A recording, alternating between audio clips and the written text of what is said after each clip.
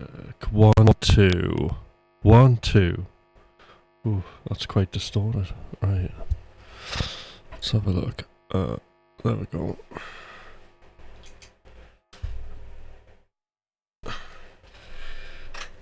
Alright. Good morning. And how's everybody doing? Excellent. Do say hello in the chat.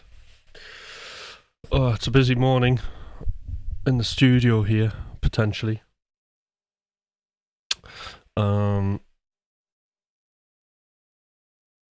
Two tracks to work on, both in sort of a drafting phase, I think.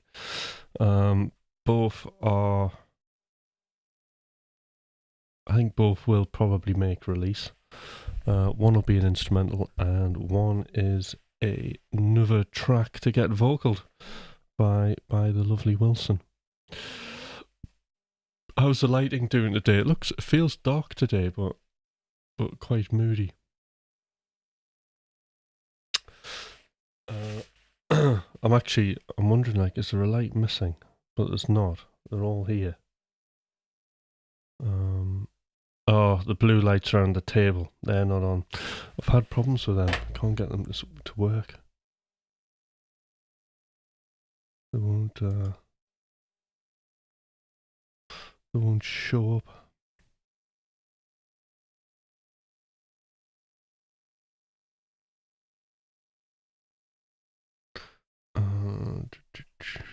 Wonder if...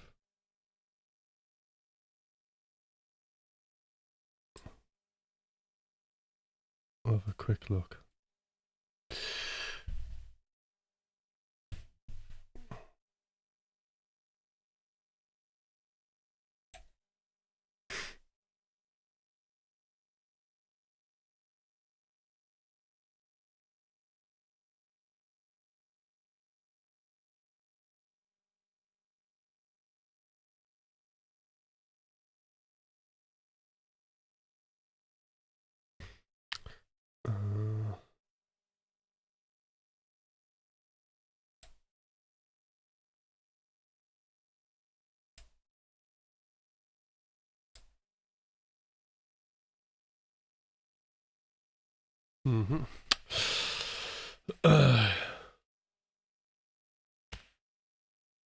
All right, not sure what happened there.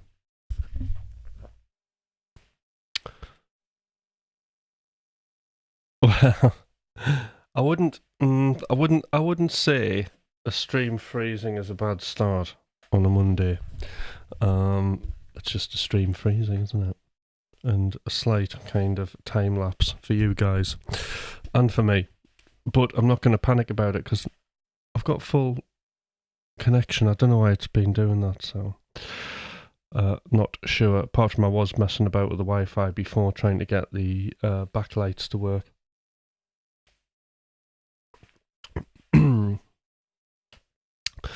So, how you doing, Alec? How's it going? All right. Been up to much?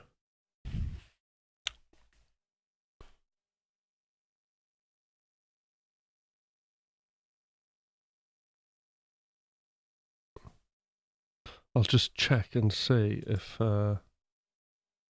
preferences,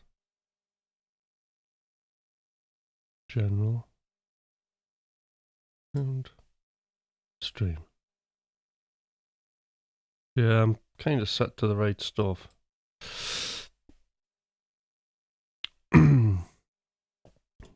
Yeah, so as I was saying, we're going to be working on a couple of tracks. One I did some notes for.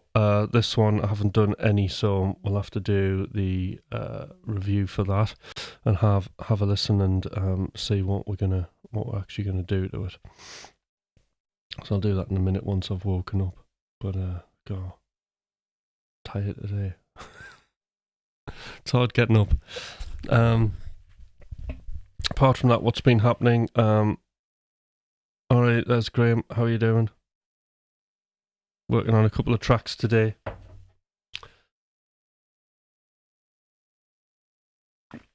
Apart from that, good stream with Thomas. And then, yeah.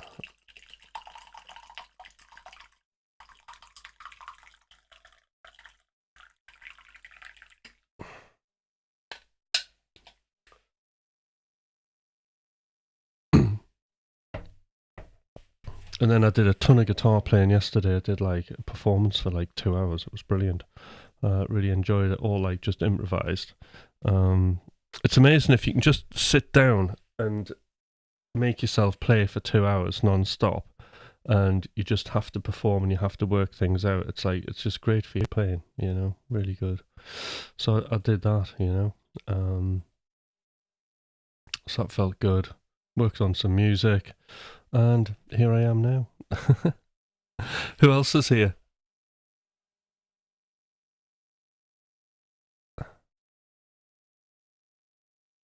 All right, I'll tell you what we'll do. I'll flip to the other camera. Right, there we go. I wonder where my preview is. Oh, there it is.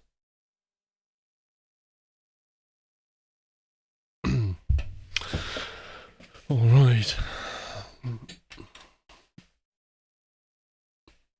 I think it feels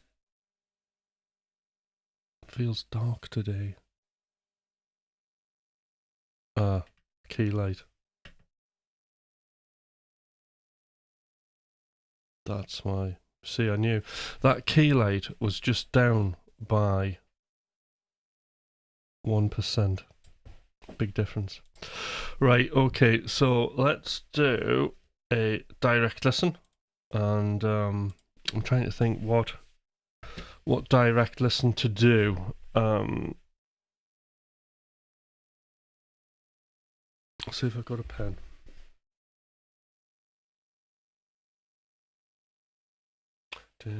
2 seconds, I'll just go get a pen.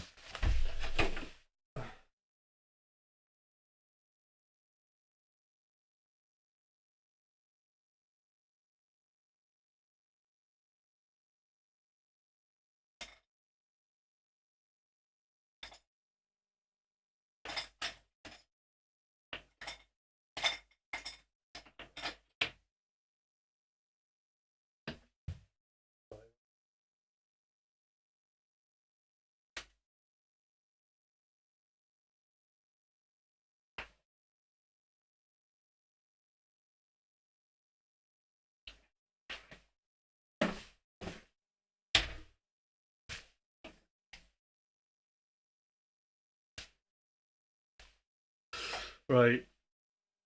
So I reckon tension and release is going to be the way to go for this. So we'll do tension and release. Direct listen.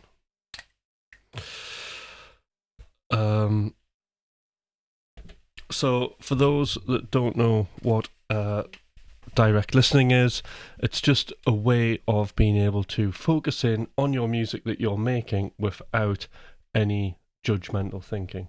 Okay, so you're listening to your music, you're not listening to your thoughts and feelings about your performance on the music, or thinking about things that you're going to correct and get on board with those sort of thoughts, like, oh, that guitar sound, it needs more like treble, those notes are wrong. We're not listening to those kind of thoughts.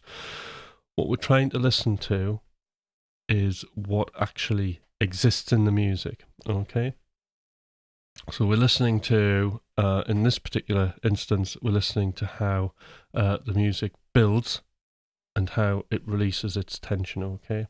Not how it builds up momentum, or, you know, we're not listening to that, but we're specifically listening to the tension and release. That's what we're wanting, if you know what I mean, right? Not its intensity, okay? Because sometimes that can get confused. It's purely, it's really the emotions, okay? So what happens is I'll draw a line, and then as it builds the tension, the line will go up, and when it releases, the line goes down, and then that gives me a little bit of an idea what's going on. The other thing is just by drawing a line whilst you're listening to the music, it allows you. It just helps. It gives you an anchor so you can remain focused on that and not get on board with random thoughts and feelings that aren't going to be like helpful. So let's go from the top. Hopefully the bass will be there. Let's have a look. All right.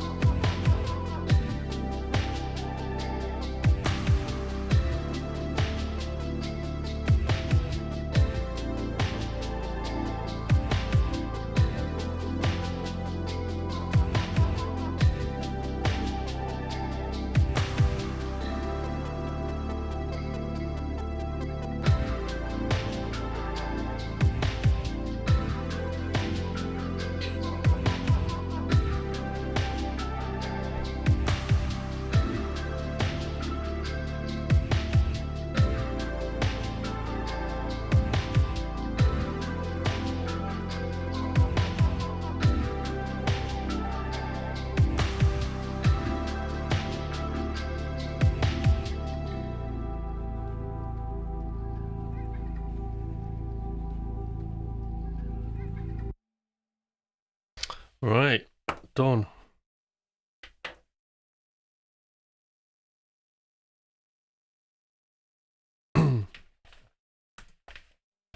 So that is my map. It's like this track just builds, doesn't it, till it gets to that breakdown, and then just drops off the face of a cliff, and then continues. And we've got a little bit of tension building there till it releases right at the end. So this particular track, this is actually going to have vocals on it. So I do need to leave a little bit of space in it. But there are a couple of things I'm quite interested in doing as we go.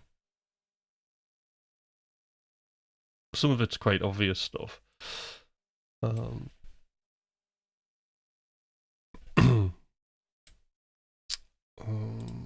let's just go through it.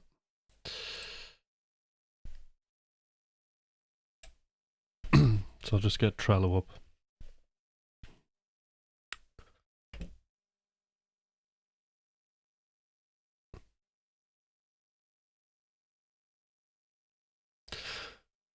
So the other thing that's really important is that we don't, when we're doing our direct listening, I deliberately kept the screen off the door so you had to look at me.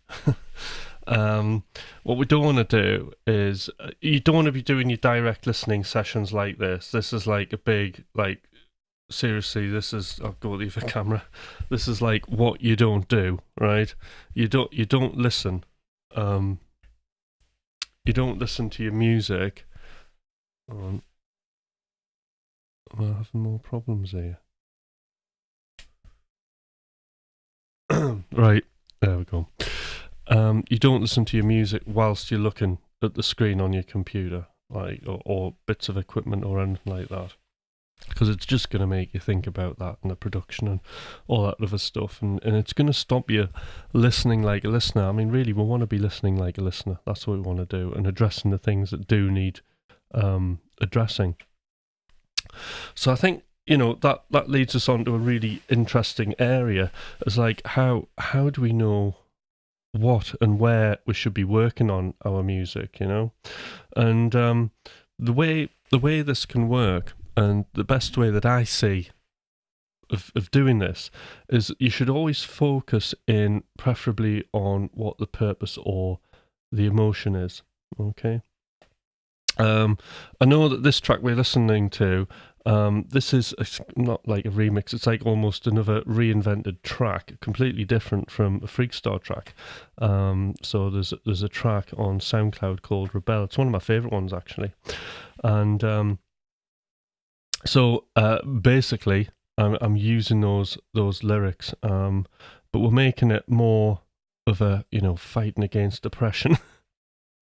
And rebelling what you see. If you don't agree with something, then you need to have your voice heard, and it's sort of the beginning of that process of being uncomfortable about a situation, not being happy about it, and then rising up to free yourself and do something about it. Because I mean, there's we only get one life, don't we?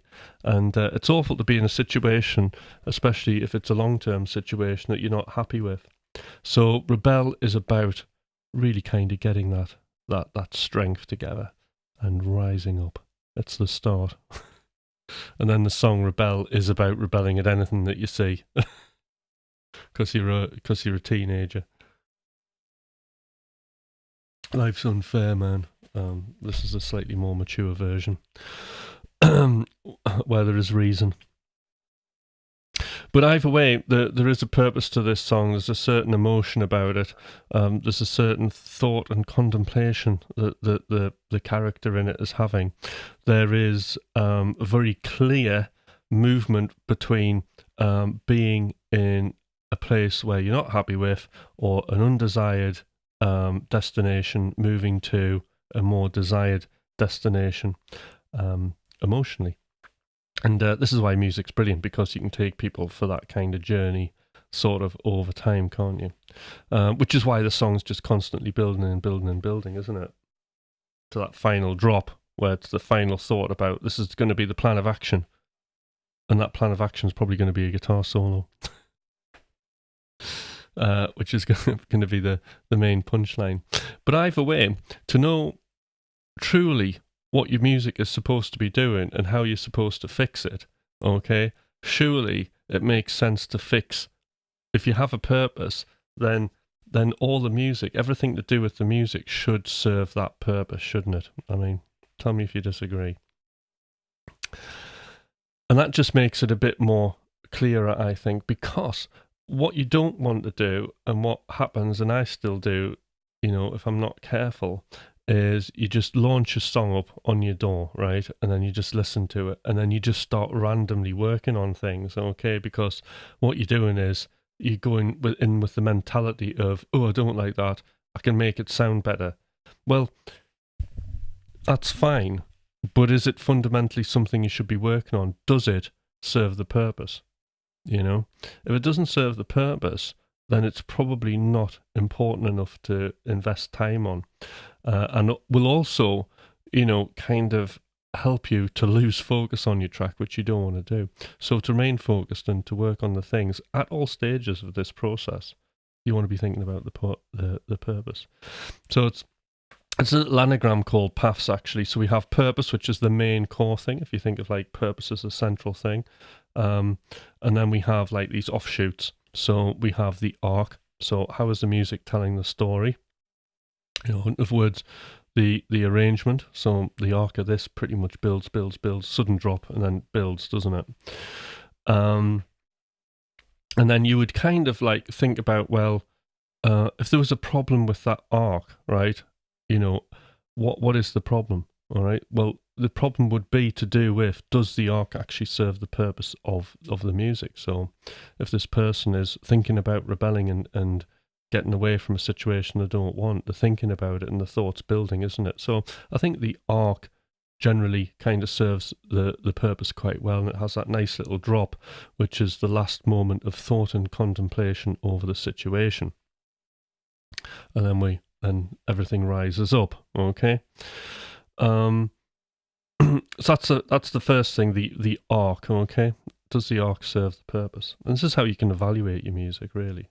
Okay. Then we have the thing. So, I mean, the thing really is something that's the punchline, the main drop, the conclusion of something, or a chorus, or a final chorus in a pop song where everything happens and there's a key change. Or it can be just something that releases tension in a track. So if you're building, like a lot of time people will build tracks, I say this quite often, building a track and building and adding more and more stuff, and then it's just like not doing anything more. So really the only way to do more is to do less, so you build contrast, and that can be something like the thing, where you just put some music in place, right, that actually just releases that tension. Okay, best example of this that I can think of is Michael Jackson's Thriller. The bass line, the dun dun dun dun dun. That bass line, how that comes in. If you think about that song, that's the only thing that's actually releasing the tension in that, because the whole song is building tension right from the start. Da, da, da, da, da, those big chords.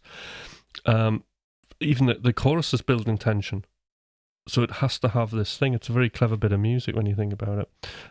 So it has that repetitive bass line, and that's the bit, when you're on the dance floor, and then slowly, like, you'll see it like in a club or something, when they're building tension, people stop dancing, and then the hands go in the air, and then it drops, and then there's a moment where you're waiting for the music, and then it's off again.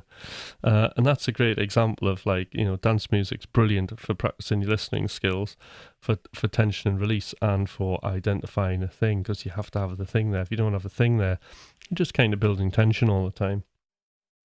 So, and again, that thing has to serve the purpose. Okay, everything's serving the purpose. We have hooks. So it's your song hook. You want to have some hooks in your song, don't you? Or little like earworms, or little catchy bits. You can have hooky songs which are just keeping the listener like engaged all the time. A little bit of a prod in the ear here and there of catchiness can really help a tune go along. But also, those hooks and things have to kind of serve the purpose, don't they? They have to be appropriate for that, for that journey that you're taking the listener on. And then finally we have space. Now, space is really, really important, I think, especially, when we're all sitting with Valhalla reverb and every reverb you can imagine. Okay. But it's not just actually adding spatial effects. Okay. What we're thinking about with space is, we've got a purpose, we've got a situation. Does the space actually reflect the purpose, the story of the music that you're telling the listener? Because ideally what we want to do is not have people listening to music and thinking that they're actually listening to a piece of music made on a computer. okay, which can happen.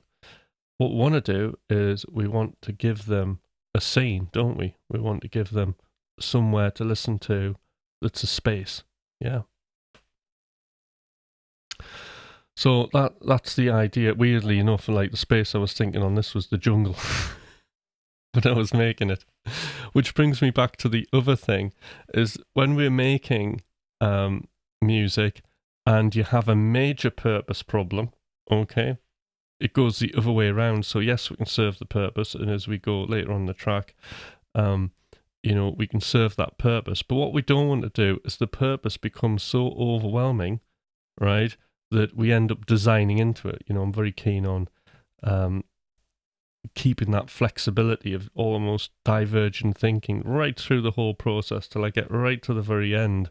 Almost the final mixing of the mastering stage, right, is like very convergent.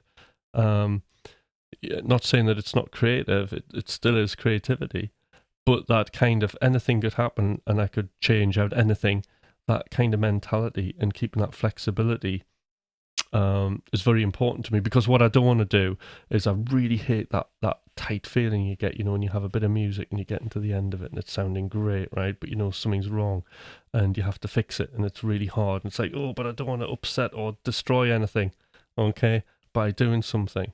Or going in denial that actually we've got a big purpose problem here, I need to do something. So it's good to keep that flexibility, because if you do have a big purpose problem, right, and it's really destabilizing the whole idea, the easiest way to fix that purpose problem is to actually just change the purpose. So that's another thing. The purpose can change at any point. So when we're thinking about, when I operate the machine and we have splurge, well, splurging, you might not have a purpose. It's okay to like sit and just go write anything. You don't have to plan it. You can just sit, and to splurge, to make a bit of music is a decision. So that's just a decision that you're making. There isn't anything there. It's based on nothing because you haven't made it yet. But I'm making a decision now to play some music and record it and potentially review that at some point, preferably in 7 days. So you're gonna do that piece of music. You're going to write that piece of music and you're going to splurge it. And then what may happen is when you come back to listen to it, you think, oh, right, yeah, I can see the purpose. This is like driving like 100 miles an hour through a Tokyo neon city in the 80s, yeah? And then having a gun battle or something, right? So, the purpose will come to mind, which is great, because then you've got a story, haven't you? And if you've got a story, you've got some sort of something that's happening that's an emotion, like the word emotion has the word motion in it, doesn't it? So it's moving of thoughts and feelings over time, which is perfect for now when you're doing your discovery sessions, because then you can reflect on that story and you can start building sections in contrast to the first splurge that you did that created this purpose. And the trick there is to either move away from that emotion or more towards it, okay? So that's like another way of doing it.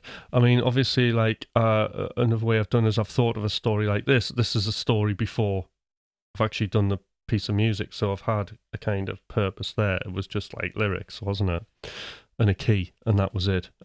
Chords and everything else are pretty much completely different. I mean, it's like neo soul chords that are going on in the background on a Juno 106, and that's what I decided to do. And so I'm just thinking.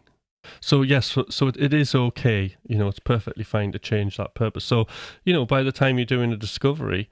And remember, when we're doing a discovery sessions, so we're looking at, our splurge, and we're saying to ourselves, well, what does this music want to be? Well, sometimes that music wants to be something else and not the purpose that you set out for it to be. And that's perfectly okay. And that happens loads with me. Like a purpose just completely changes altogether, especially in discovery stages or in draft. You're drafting something and then you think, oh, right, okay, this isn't quite what I was expecting. and then it's not working with the purpose. Well, if it's not working with the purpose, it's easier to just change the purpose, isn't it? So there we go. Luckily, I haven't had, not saying it's a bad thing, but for here, I think I've reflected on the purpose quite well. So I'm pleased about that. Because I'd probably just start again doing one. And then this will be something else. Now, tell me in the chat if what I've said's just made sense. So paths, we've got purpose, which is the story, the emotion, the message. We've got the arc, which is the arrangement. All right. We've got the thing, which is releasing the most tension. We've got hooks, because I want something to be hooky and catchy, and the earworms.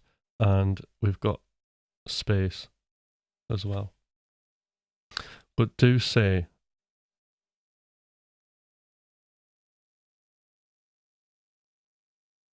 yay, hi GP Studio. Oh, and hello Ice King and anybody else who I didn't say hello. Yes, the song dictates itself and it changes over time. There we go.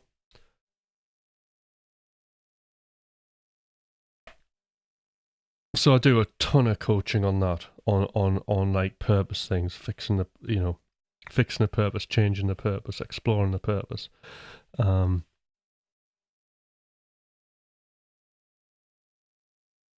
it just, like, it doesn't matter at what stage. That's a really interesting thing, because even your mix can reflect the purpose. Because what is mixing? Mixing's creating space, isn't it? And the other thing about space is, right, okay, there's lots of ways to do space. At the minute, I've been hardly using any reverb.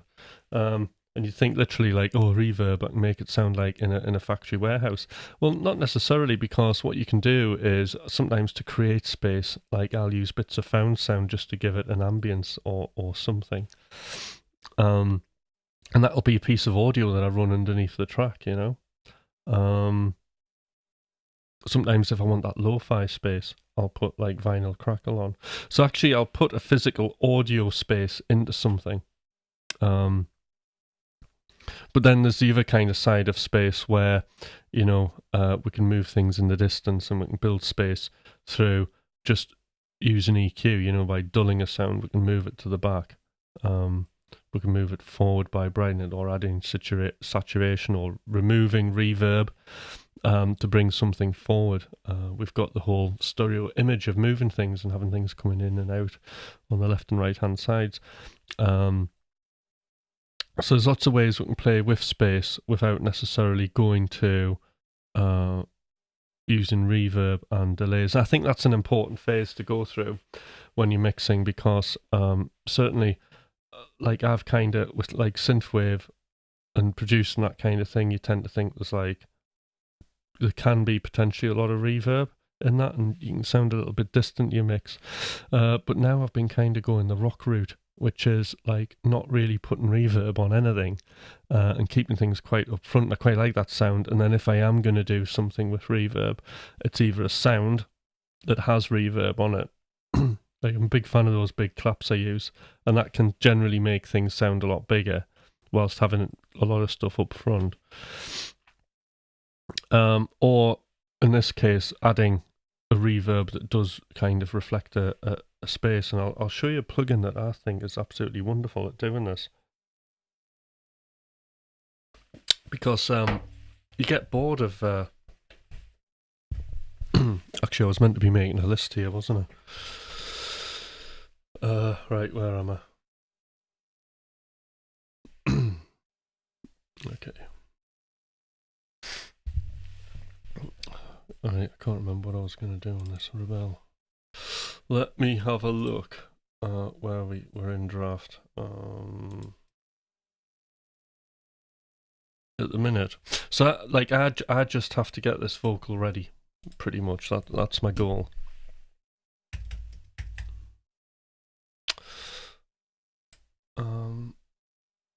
So we've got our handy so I do need a tension string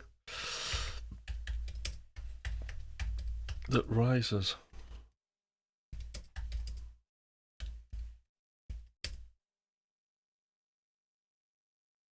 Intro.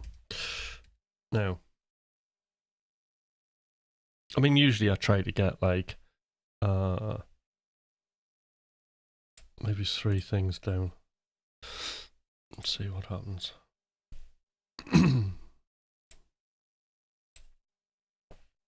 So really, the tension string rising in volume for the intro. So I felt that basically when we're looking at this map, I don't know if you can see that, right? That actually it was really bothering me that on this section it felt like there was very little kind of motion happening. So I just need something that builds and ramps into that first little bit. So that was my main thing really, that I kind of heard. And then I'm wondering if I can create more. We'll have to have a listen to it. So then I'm wondering if I can create more.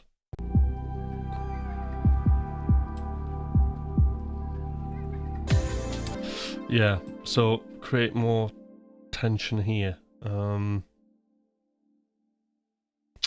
I think what we'll do, and it's a bit cheesy doing it, but we'll do it and see what other ideas can happen, is I want to create 1 bar extra space and of breakdown.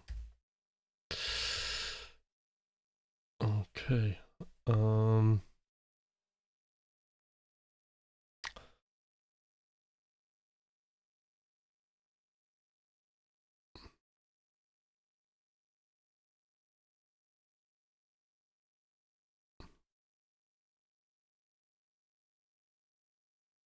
So those are my 2 things that are kind of main purpose things, but I do have other things, right? Which could be later on. So in fact, I'll just put them in with a drafting session. So drums, this is more mixing stuff. Drums, sound 2. I would say mud. So we need to. So when I'm saying mud, right? So this isn't like a good thing. I'll start off with this, and then you have to be more specific. So when I'm writing these lists, it's really worth trying to make everything concrete binary. And what I mean is a simple yes no. So if I gave this list to somebody else, pretty much they would know what to do if I wasn't there. So you know, like adding a tension string, rises in volume for the intro, you kind of know what to do there. I mean, I could be more specific using the root note or using the ninth, which is usually one of the 2 things that I'll do. I'll either make it a ninth for extra tension or drop it on the root, depending. And then create a 1 bar extra space at the end of the breakdown. Very clear, isn't it? Drums sound too muddy, right? Now, that's not clear. Right, so we need to think of like what that is, and I think a good starting point is kick, and it's usually like remove, and you can be specific if you want, you know, remove some lower mids. I mean, I could guess a frequency, but I'm not going to, because it'd probably be wrong by a little bit. So remove some lower mids, above fundamental. There you say. That's very specific, isn't it? And then I think just now these aren't drafting things. These are like really. I should put like I should put these in a release checklist really.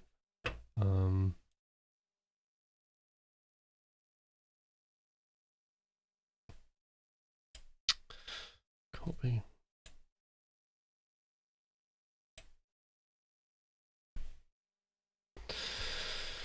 And then the other one was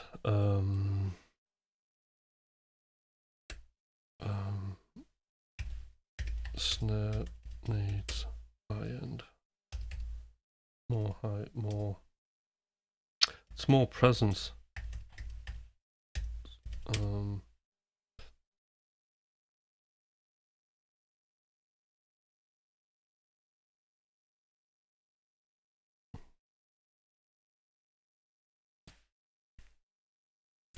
I kind of know. So I could roll back, filter,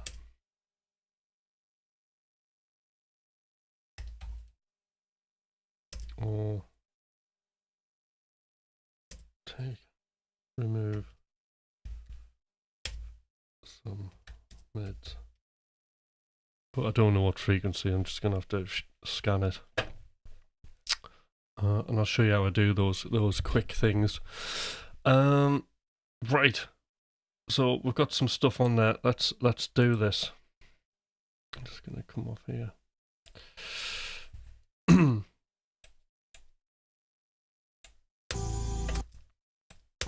So straight to the intro, and we'll have a look at some tension strings, which don't necessarily have to be a string. We can use something similar.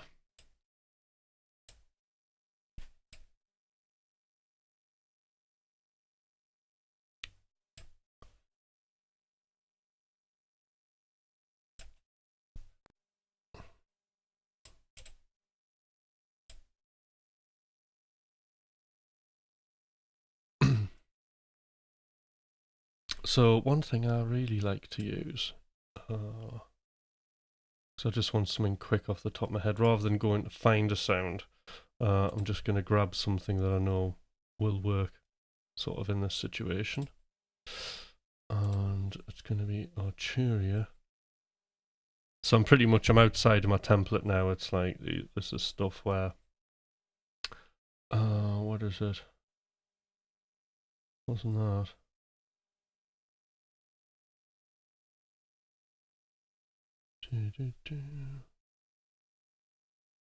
Emulator. I'm trying to use VST3s for everything.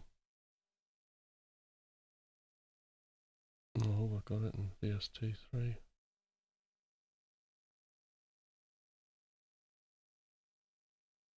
Emulator.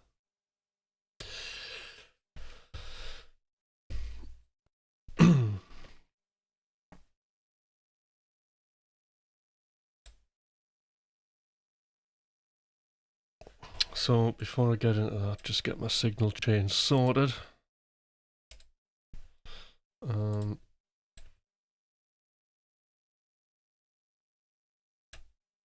Another thing I need to do is just create another MIDI channel and just save my channel strip out.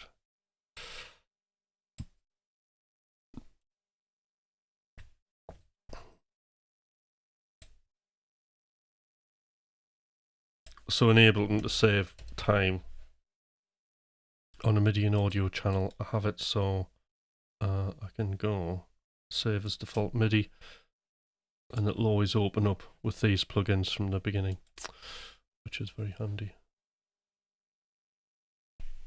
Right. Emulator.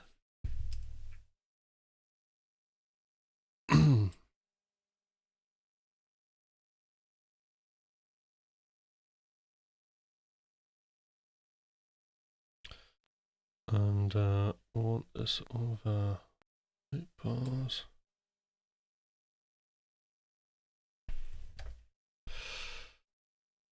We're in the key of A minor.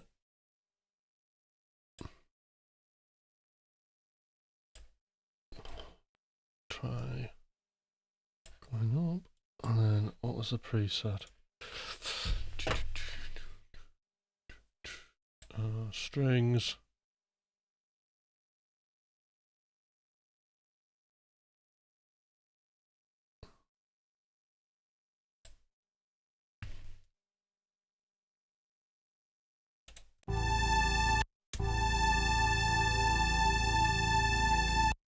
I haven't used that one, but I like the vibe.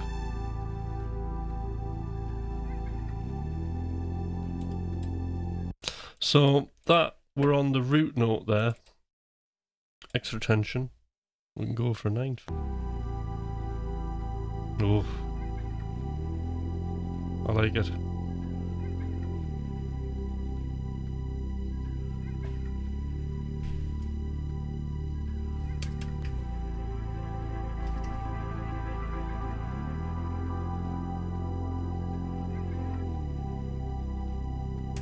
So with the high string, we need it moving, and there's a couple of ways we can do it. I've got high pass, low pass. This is like on every single channel drums a lot.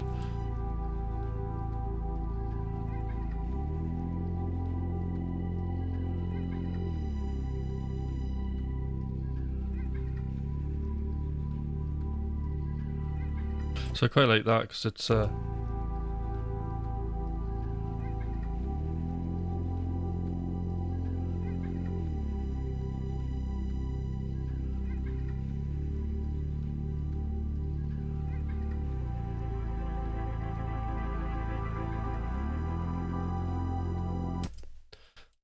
hard to choose, isn't it? We're going to go for volume. So I tend to have like a volume on also on every channel. It's handy because we can just move sounds about, can't we?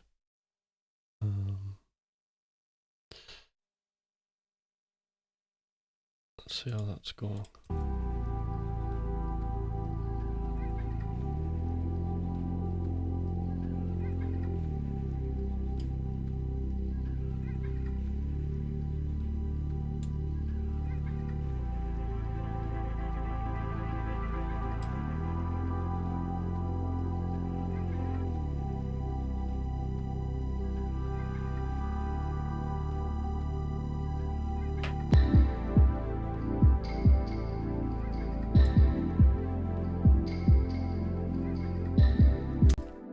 And sometimes what's nice is if you can do like a pitch bend at the end.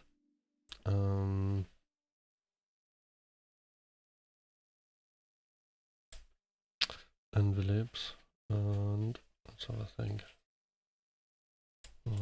Notes, envelopes.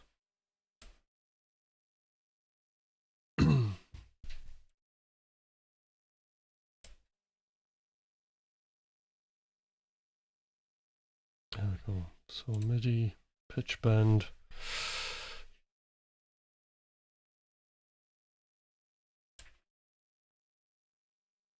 I'll just pull that right down for now.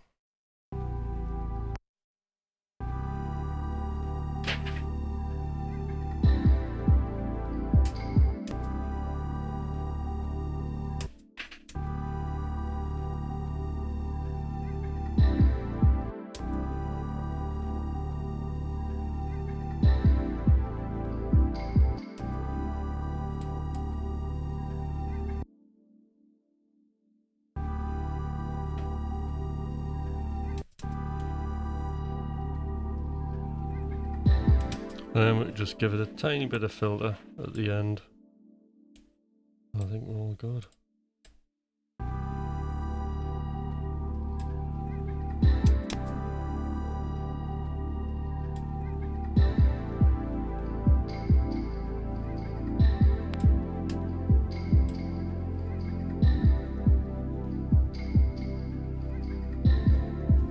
So that percussion, right, I really like the way that came out. Was this?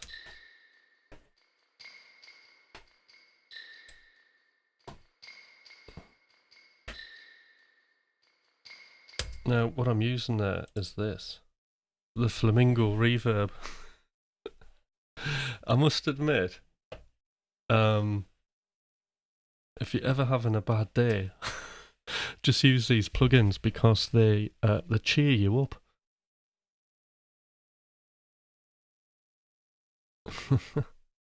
The clap is going to be the new standard. I think so. Possibly. Is that the hand clap or the clap format for plugins? It's the format for clapping for plugins, isn't it? GP, of course. Right, so here we've got and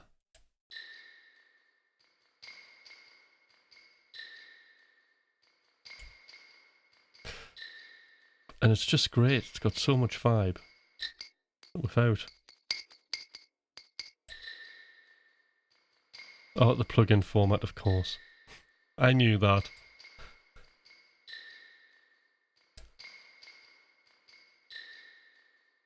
So it's a little bit modulatory going on there, but when you put it in the mix, it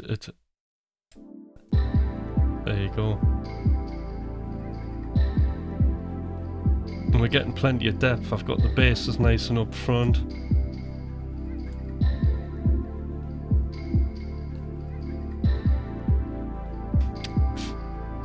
For the Juno, we're creating space just by taking top end off it on the filter.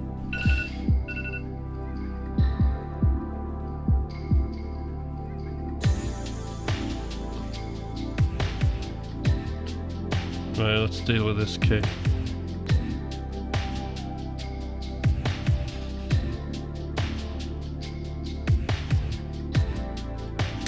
For the intricacies of dialing in an EQ for a kick, right?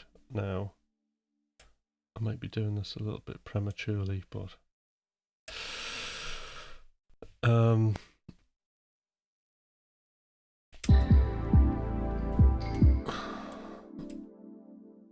let's just get to a bit where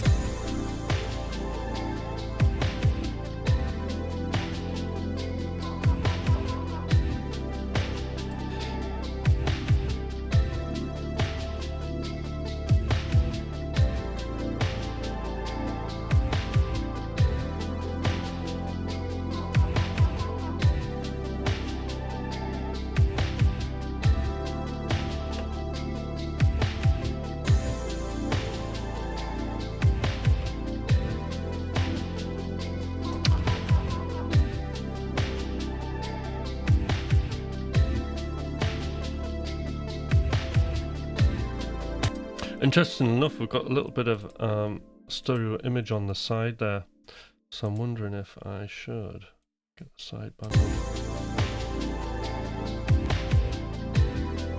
It's very nice.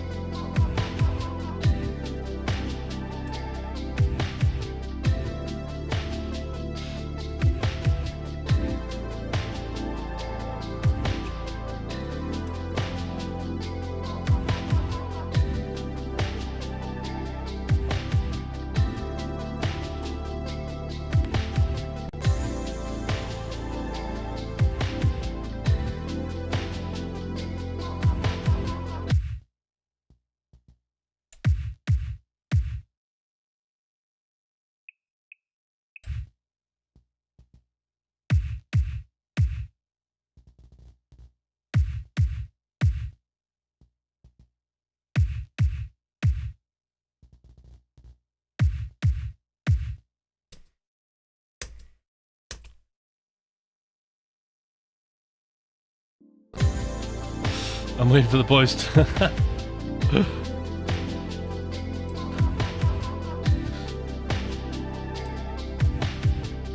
yeah, just trying to get a bit more of an open sound.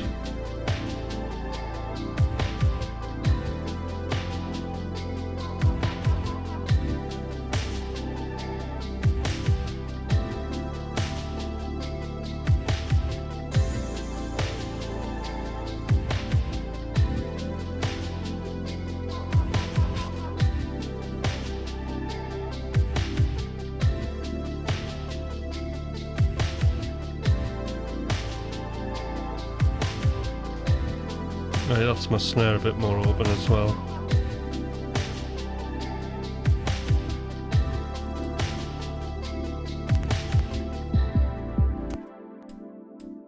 Maybe do something with a string here.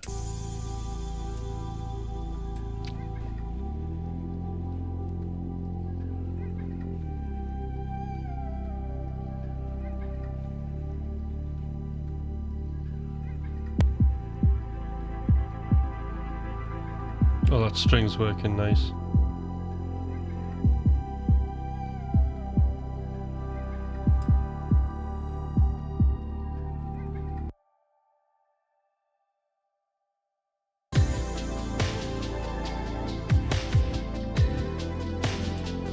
I just need a little bring it in.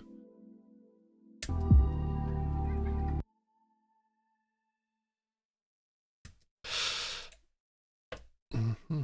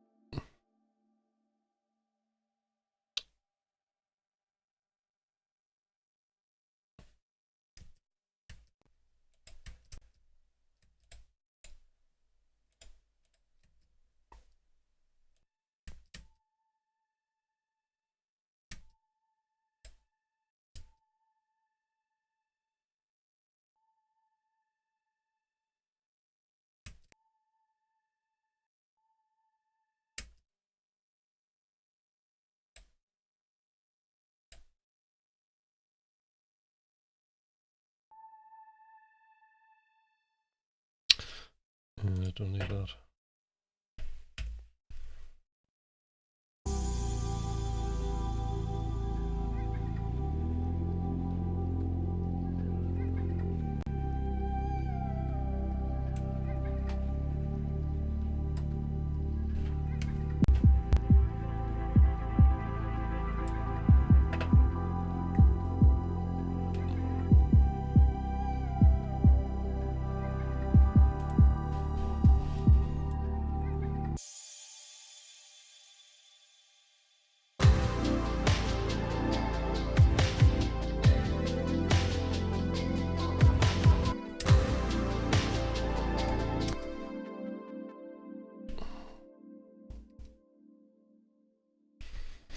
Right, and then I need like a little impact here, which I'll get.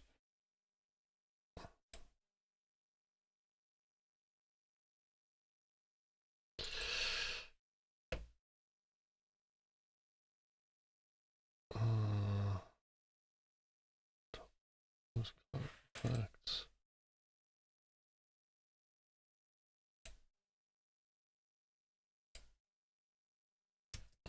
It's one of those two I want.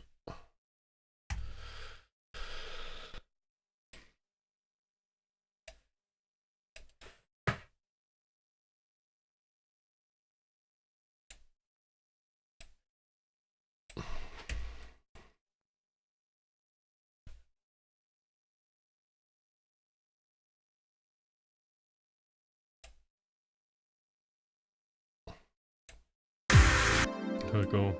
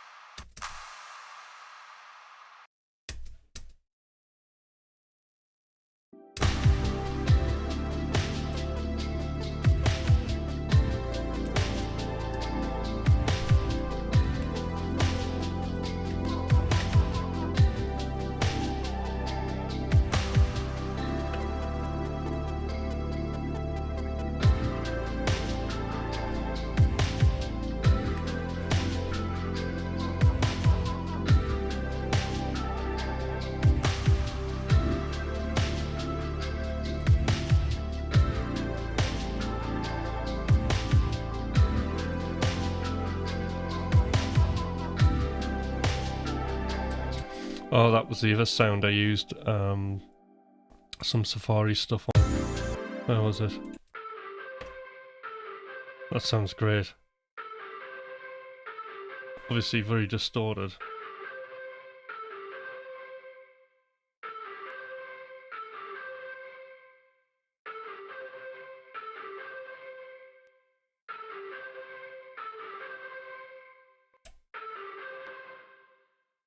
So far, it's called Dirty Dog. Look at that.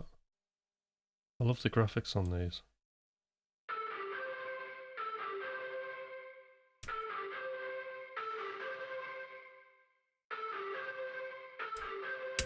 It's a bit more high end to it on it.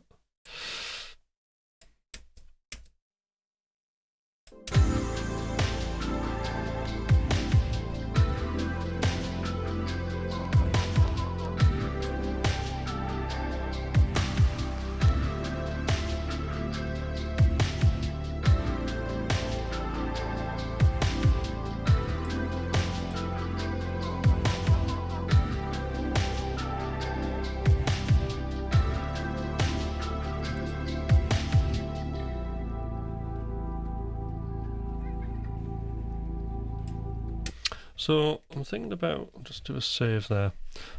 I might just track spacer as well. I'll get that onto the kick.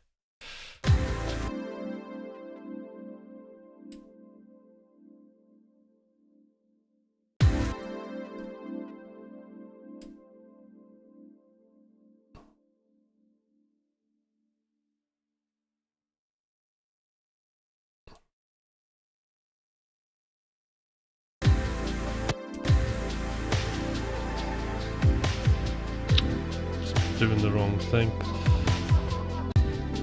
No input.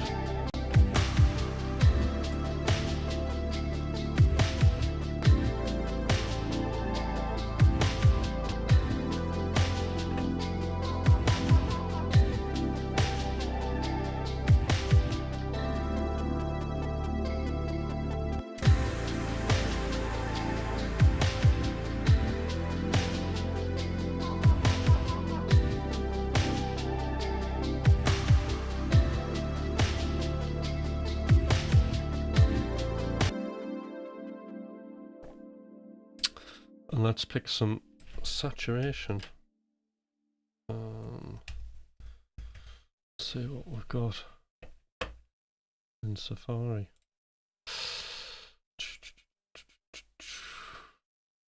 Gorilla Drive.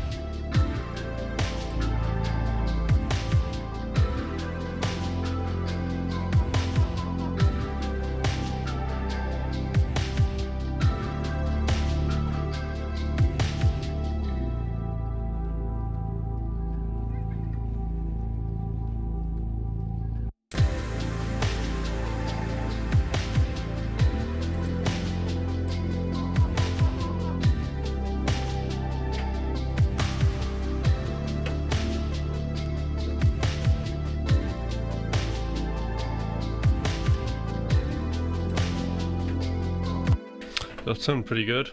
I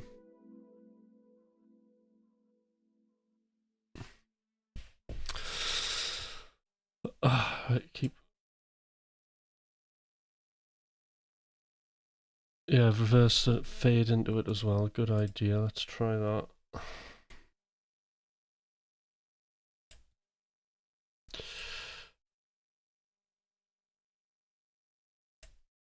Reverse.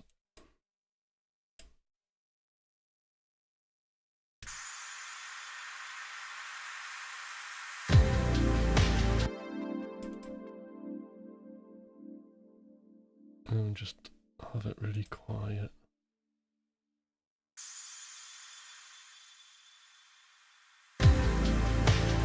Yeah, it doesn't quite do it, does it? Needs something else though.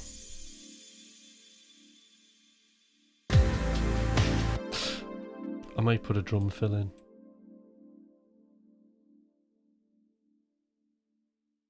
That white noise you need to tune, I think. What do I need to tune it to? The key of white noise. Well, actually, you can actually tune white noise to a degree.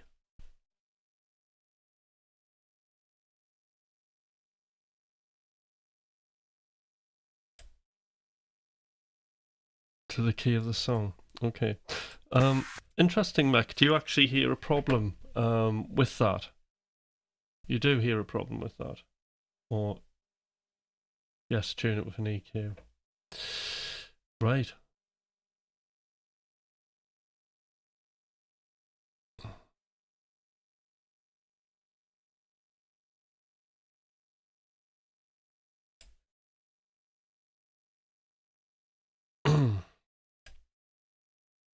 So, tuning white noise, personal note, I used to do this when I was like producing EDM early on, because I used to just like, everything was like a mathematical measurement.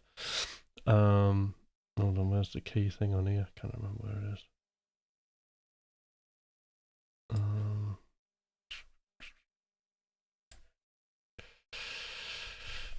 There it is. Yeah, so I used to do all of this, and then my music turned completely soulless and crap, but like was like perfectly mixed. So yes, we can go for.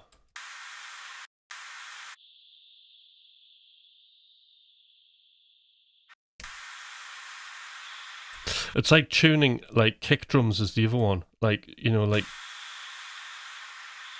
See, I think that'll just. Right, we'll add another one. Let's try a fundamental lower down. So there's definitely sort of tuning thing going on. Let's have a listen.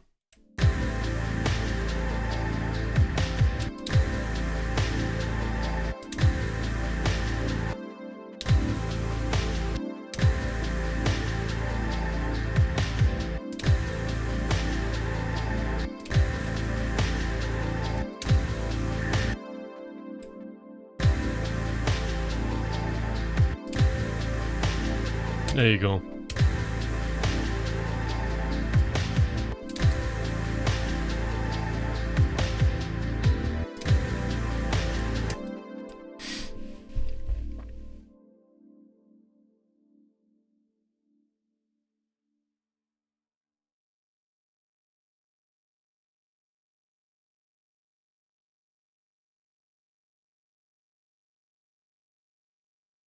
Right, I'm gonna stick with that.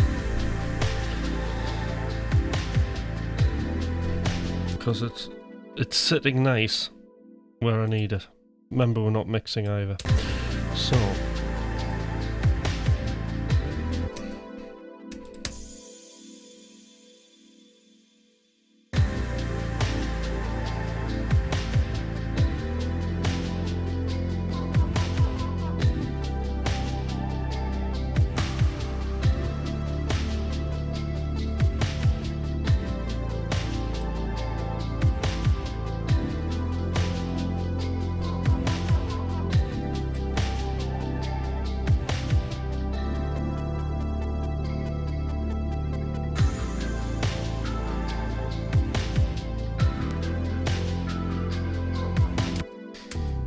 that last lead, I'm just going to drop a little bit of delay on it.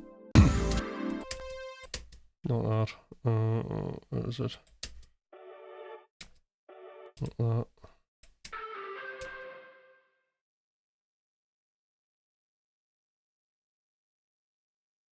It makes you crazy. I hope it makes you crazy in a good way. I used to be a dance producer for like for like a good, well, for years really. Uh, yeah, I mean, to be honest, like I think the way I produce things as a Hey Josh, the way I produce things, it's an accumulation of all the genres of music. I mean, I try not to think of synthwave all the time or retro wave, or it's all like just one wave to me, mixed up with all the stuff that I've done in dance as well. Um, so to me, it's just really electronic music. I don't necessarily like to completely tie myself into one genre. Um, Whereas I used to when I was producing like dance music, and it was great, but it made me musically unhappy because you can't you're trying to get your music signed to different labels because you want to be on different labels, which is a great way to build an audience very very quickly, by the way. But the problem that you have with that, the problem that you have with that is that you have to then conform with the label's manifesto, the creative manifesto. So it's got to sound like something they would sound, which is not necessarily the way that you want to sound. So there's kind of you mixed in with this thing, and then when you do get onto the label that you want to get onto the label, you don't get any money anyway. So I mean, I did that for like tons of music. I mean, there was the story always tells us 122 tracks that were released, signed to different labels, and I didn't, at the end of the day, I didn't get any money directly from the label for that. Got tons of airplay though, but nothing for the physical sales, but or Spotify or anything like that, which was not great. But when you start then releasing your own music on your own label and it's down to you to build your fan base, it doesn't really, you get creative. One thing you get is you get creative freedom. So I think the logic in that is if I can't have, I can have creative freedom and the money by releasing yourself, it's great. Whereas like the other one wasn't great, was it? Because I didn't have creative freedom and I didn't get any money. So at least by doing your own label, building your own audience, you're going to get something back. You may, right, small secret. It's not a secret. Well, it's still a small secret because not that many people watch this. So, Mac, yes, you made tracks for Spotify and signed away the tracks. Spotify would use the tracks as a filter to pretty much avoid paying royalty with filler content. Yeah, I've heard about that. So, well, I hope they paid you decent money to do that, making the filler tracks. But that just shows you, right? So, I mean, basically, when Spotify are going to be using AI, aren't they now, to just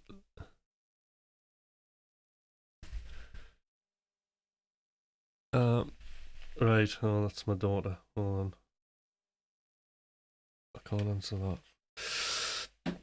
But I will have to go soon. But that's really interesting, Mac.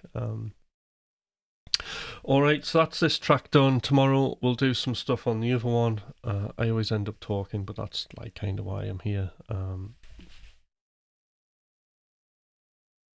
Yeah, so there will.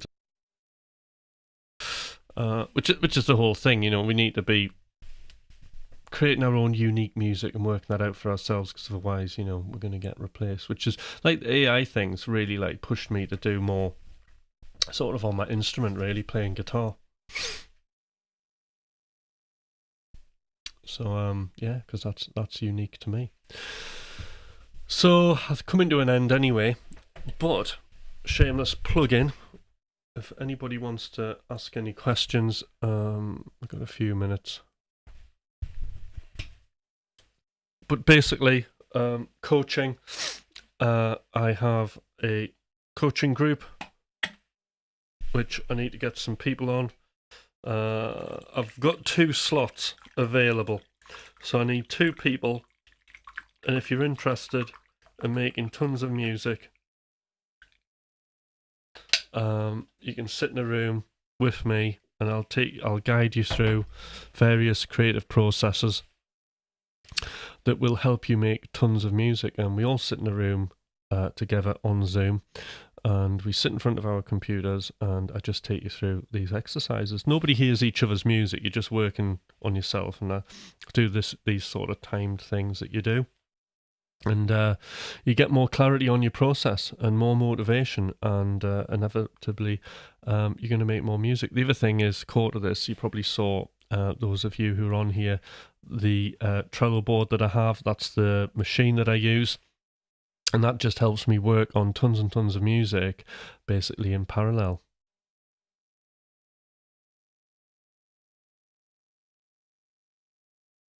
Yeah, so basically, it doesn't matter what DAW you're using. What I do is not an Ableton or production course, as in this is how you do it.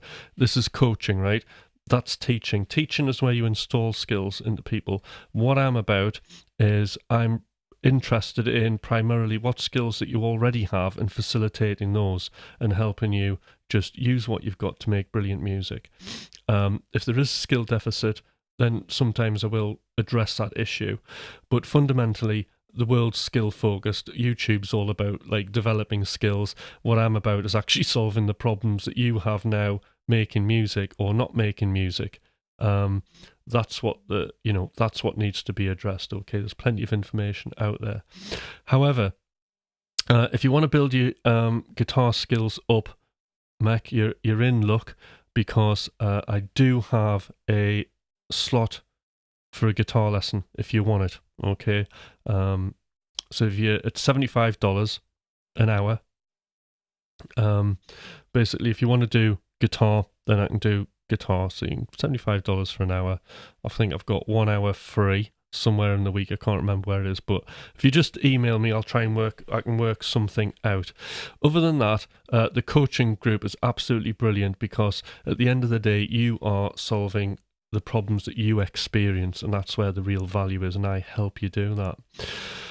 What I see as a coach is, I 100% see this, people with very limited, what you would say limited skills, making absolutely amazing music. Think about the dance scene, Mac, there are plenty of people there who aren't even like musicians, but have a great ear. They can't play instruments, they just know what to do. Okay, they just know what sounds good. And that's just to do with the fact that they have a clear vision of what it is that they're trying to achieve. So, I wholeheartedly believe that, everybody can make amazing music, and you can make music as good as anybody else. You can make music, and this is the other thing about the coaching thing, you will learn to make music under any circumstances. Okay, come rain, shine, moving house, all this kind of stuff. You will be able to be creative at all times. And that's the other thing. I see people doing that all the time. And then lastly is you can make an income from your music. I mean, I'm a full-time musician. The McRock Hutch brings in a little bit of royalties. I have plenty of radio playing stuff like that. I'm a keysal artist, and then I have my coaching business, and all of that works out very, very good. And that's all off, really. The thing that started all of that is the fact that I make original music. I'm also a therapeutic musician as well, and I work within the mental health, autism, and learning difficulties is also another one of my specialities, and that's also music coaching as well. So, Mac, if you basically join the Discord, if you're not on the Discord, there's my email in the description somewhere on one of the videos. Just send me an email. In fact, I'll tell you what, just so you got it in case you want to do it. I'll give you it now. Where's my thing?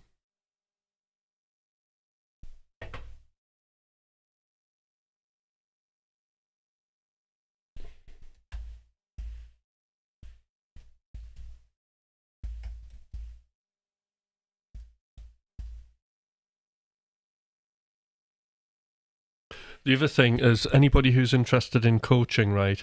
You can also well, you have like a half an hour 1-to-1 with me anyway, just so I can make sure that like coaching is the thing for you. Okay. Um,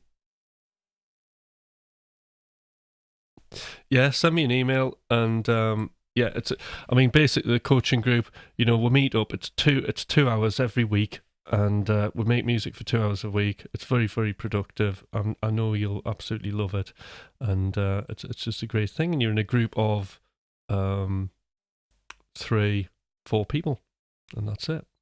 It's all good. So send me a message. All right, that's me done for today, and I will see you all tomorrow morning. Bye.